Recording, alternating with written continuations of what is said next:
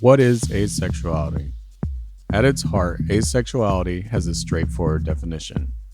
Asexuality is a sexual orientation where a person doesn't feel sexual attraction towards anyone.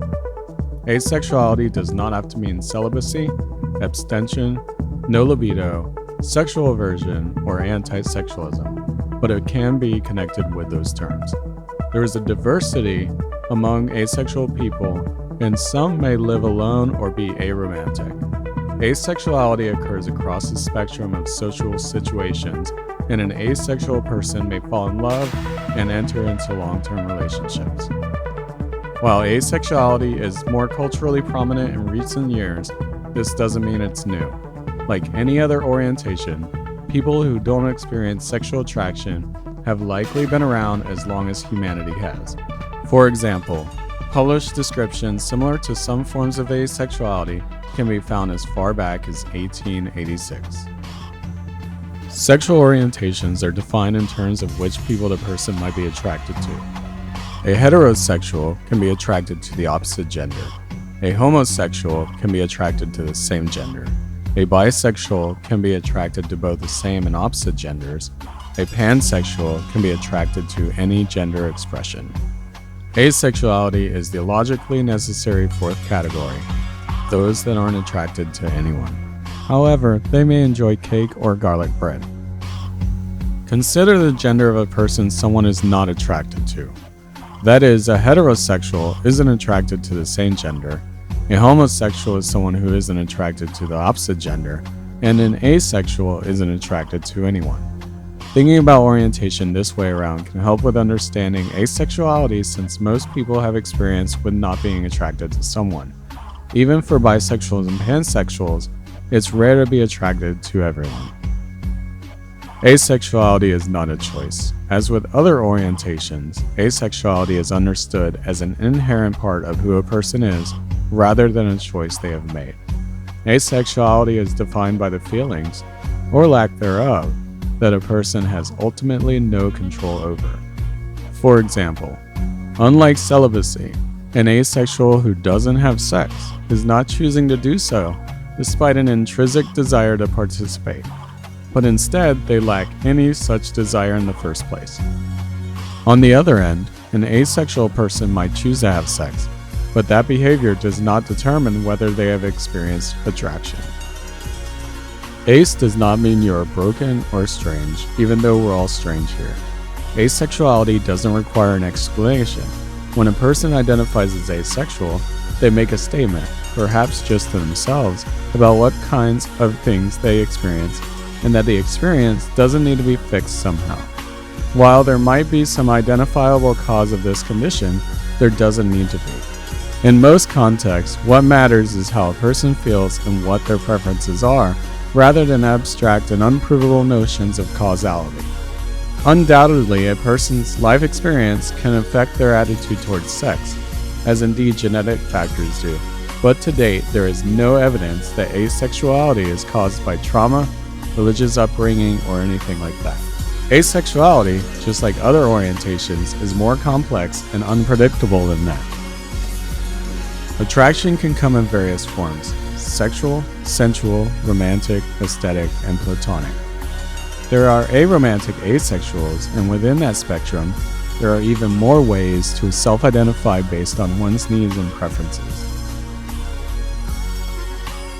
Sexual attraction, a desire for contact involving genitals, as in sex with a specific person.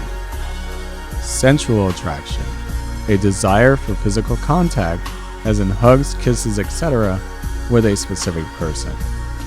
Romantic attraction, a desire to have what is considered a romantic relationship with a specific person. Platonic attraction, a desire to have a platonic relationship with a specific person. Aesthetic attraction, getting pleasure from the appearance of a person, as in getting pleasure from beautiful scenery. Another common assumption about asexuals is that they aren't interested in romantic relationships. However, around half of asexuals report some kind of interest in romance. It is common in the asexual community to consider sexual attraction to be just one of several related phenomena, with the most prominent concept of romantic attraction. Many asexuals report feeling romantic attraction. That is, an urge to form a romantic relationship with a specific person, without any sexual feelings attached. Asexuals may form romantic relationships with other asexuals, but it is also common for asexuals to get into relationships with non-asexuals, also known as allosexuals. Asexuals in such relationships may or may not have sex with their partner. In forming such relationships, asexuals affirm that sex, even in the context of romance, is just another normal part of life. It might be necessary to some people some of the time, but not every relationship needs it, and it can be subject to compromise like any other mismatch between partners. Although on average, asexuals tend to report a lower libido than non-asexuals, most asexuals report having some libido. This is possible because libido doesn't necessarily need to be directed towards any particular person. Asexuals might satisfy their libido with masturbation or sex with a partner they aren't attracted to. People who fit into this category may refer to themselves as gray ace.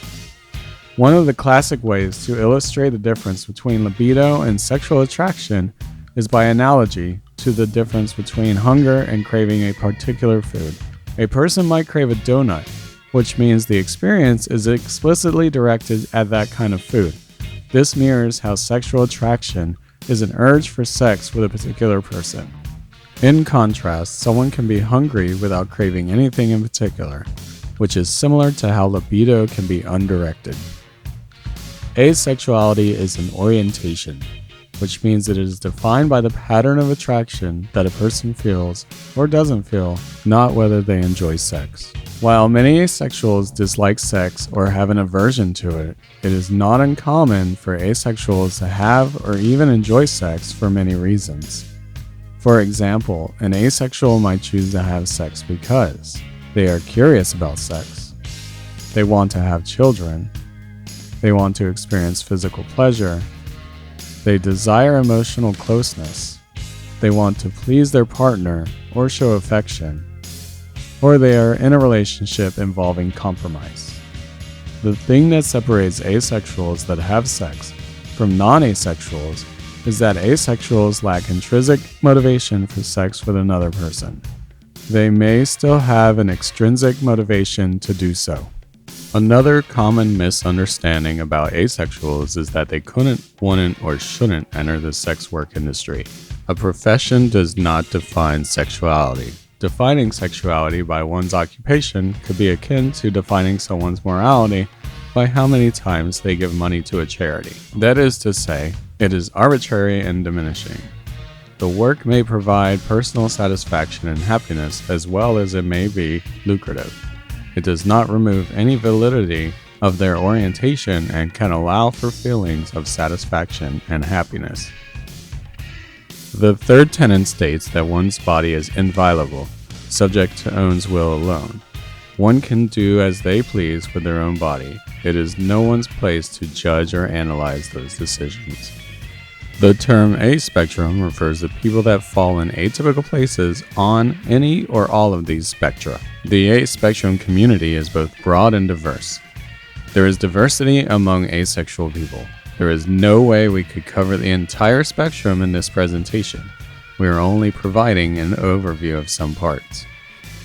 Asexuals don't experience sexual attraction but may experience other forms of attraction like romantic attraction.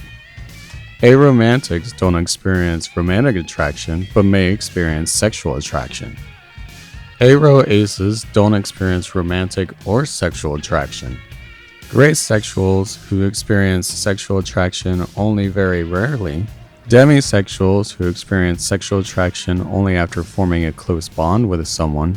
Sex-repulsed asexuals who have an aversion to the idea of having sex. Sex-favorable asexuals who like sex despite not experiencing sexual attraction. Agosexuals who can find things arousing despite not feeling sexual attraction, and many more. And phrasexuals who only experience sexual attraction towards those that they are not deeply connected with and lose that attraction as they get to know the person. The fact that asexuality seems novel is indicative of the cultural erasure asexuals have been subject to. Not that it has only recently come about, or even that it's only recently been talked about. Satanism is about revering the outsider, and within our ranks there are plenty of outsiders. One does not need to be asexual to be a Satanist.